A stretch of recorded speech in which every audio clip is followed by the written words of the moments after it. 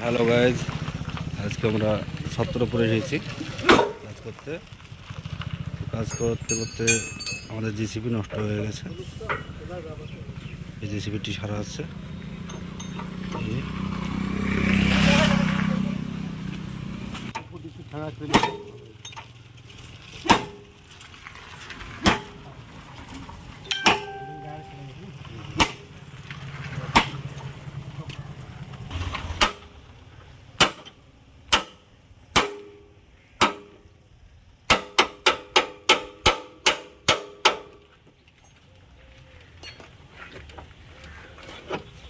দুটো হ্যান্ডেল মারাবো না তোলাকে।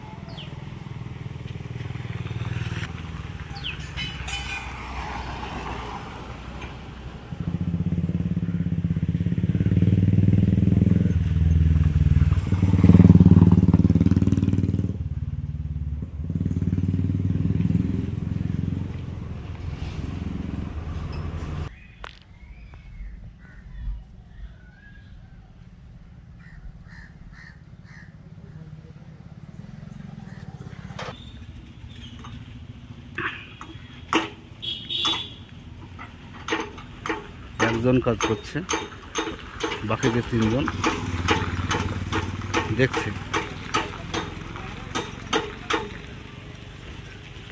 কাজ করার চাইতে দেখার লোক অনেক।